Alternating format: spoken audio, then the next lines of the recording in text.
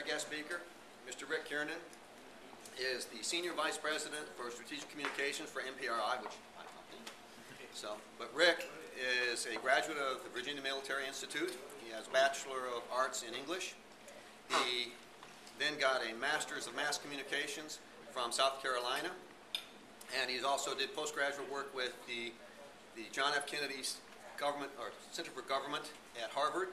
He spent 26 years in the U.S. Army as a colonel. And when he retired in 1993, he was the chief Pentagon spokesman for the United States Army.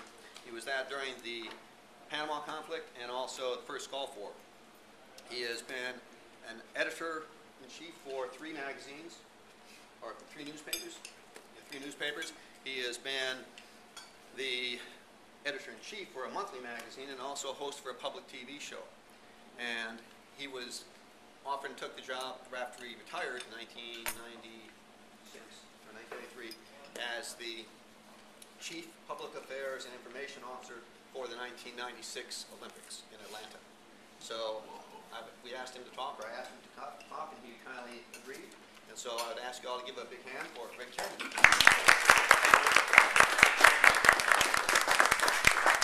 I think I'll stand here, and this is the best way to see you all.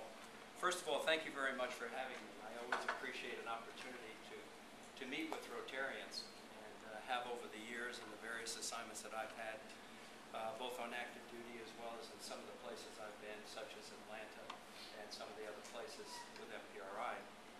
The first thing I want to say is, we'll get into our topic of communication, but I want to say how very important what you do is and how much it's appreciated and valued. I'm coming back to my old neighborhood. I used to live up the street here 20 years ago when I worked in the Pentagon, and have seen tremendous growth, in the construction of the Pentagon City Mall, etc. I used to live in those little townhouses right across the street from the firehouse, so it brings back lots of memories. There was nothing there in 1989, I guess, when I moved up there. There was one little story building for a telephone company, I think, and they actually used to have the circus right where the mall is right now, under the tents. So thank you. It's nice to come back to the neighborhood. What I wanted to talk to you today about is three things. We'll call it information, issues, and influencers. For those of you that live in this area, Northern Virginia and Washington, those three things probably are the most pervasive things in your life. Washington is a city of rumors. It's a city of talk. I'm from Brooklyn, so I can tell you they even talk more than we do. But what's always fascinated me, particularly now with the elections coming up in about 25 or 26 days, is the way that all the information is passed around these days because of technology, whether it's Twitters, tweets, social media, Facebook. A lot of the traditional ways of disseminating information has really been sped up, if you will. So the traditions that we grew up with newspapers and radio and TV, then made their way to cable, have now made their way to the internet, with online variations and publications. So you kind of get it 4 or 5 different ways. And unless you're very discerning as a reader or as a person watching on television or online, you can be overcome with all of the information that is out there. And it's very difficult sometimes to sort out what is, the truth, what is accurate. How do I sort through the sources? It was much, much easier years and years ago when you had a morning paper, an evening paper, and perhaps had that reinforced, with some visuals on the evening news. But now you can get it from many, many places. And so the voices can sometimes be a cacophony, and you've got to back off. And what happens, I think, sometimes is that rather than the internet becoming a great entity that brings people together in kind of a network fashion, I happen to think it also can go the other way and put people in kind of what I would call virtual isolation. I don't think that's a good thing. So I applaud what you do here at 7 o'clock on a Wednesday morning. It's very, very important. And to look at your backgrounds, whether you're from international, visiting with us, whether you're in the region coming in from Bull Run, the variety of your occupations in education, government, former military, all of the things that you do, in my mind, are really the glue that kind of holds the community together. So the information is out there, But I think the next step is that when those pieces of information coalesce and they crystallize, they then become issues. And so we have a lot of debate going on, especially for the next 3.5 weeks. And the issues are pretty obvious to all of us. You've got the economy, you've got the wars, you've got education, you've got health care, you've got jobs. So they have kind of crystallized into the 5 issues that everybody will be discussing on November 2nd and thereafter. And I think it's important that groups like yours, like the Rotarians, when you come together, you really bring it into the community. It's okay to talk at things at the macro level, but the real work is done where you are. It's the golf tournaments, it's the trips to the schools, it's to help the children, the next generation to come along.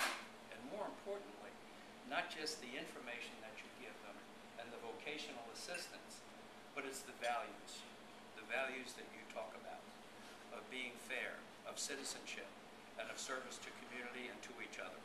Those are the things, I think, that are so, so important, that are often missed, not spoken about, and certainly not highlighted enough, in my opinion, in the media.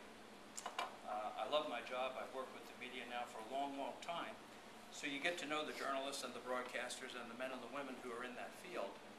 And they're very smart people, and that's why I enjoy working with them. And I also like the sense of a deadline. So in my job, it's a lot of fun, because when the phone rings, you know, you've got to get some information together rather quickly, meet a deadline, and get the word out correctly.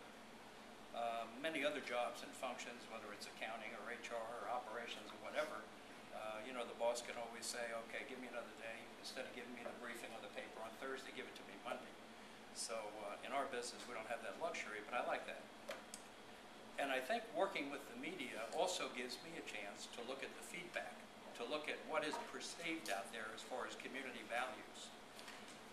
If you start with a neighborhood, if you start with a community, if you start with a club like you have right here, the locals, the communities are really the ones that hold up the values, and then that goes out like a grease spot to the rest of the neighborhood, the larger communities that you work with, particularly here in Northern Virginia and Washington, D.C., Arlington, Alexandria. The third thing we talk about is the influencers. The media, certainly, a big influencer in our society, very pervasive presence. They have a methodology that we call, in theory, agenda setting. They decide what's on the front page of Time magazine. They decide what's above the fold in the Washington Post when you pick it up from the newsstand. The picture, the headline, etc. Everything cannot be on the front page. So the agenda setting that the media does has an awful lot to do with how we sort through our news and how we process information, how we pick up a position on a particular issue. So the media, in many ways, disseminates the information, but because of technology, as I mentioned before, there's a plethora of information out there, and it's harder and harder and harder to sort through unedited information and figure out, is this really what I feel about this issue? Years ago, easy enough. Front page, hard news. Op-ed pays their position on something, and then back to the sports and the entertainment towards the rear of the paper. But the agenda setting that the media has, that particular role is a very, very important one. And it's also seen on television by what the lead story is. It's also seen by the news cycle itself. Traditionally, years ago, you would wake up in the morning and have a cup of coffee and turn on the radio. And the people on the radio would read to you what was in the Washington Post, because that's called rip and read. They just read it to you as it is. About mid-morning, between 10 and 11, the television people come to work, and they update the story that was in the morning paper.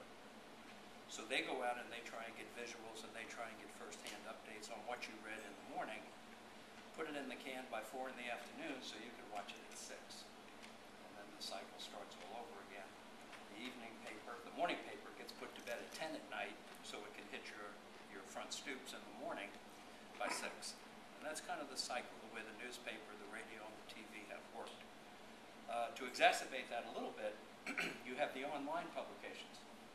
So now you can get any of the newspapers, any of the magazines and periodicals, you can get them online as well. So how you get it, how you receive it, the time of the day is really challenging.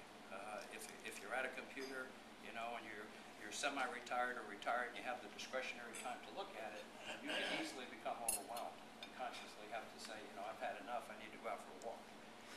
So I suggest that to you because those three things, I think, kind of guide our day. The information, the issues, and the influencers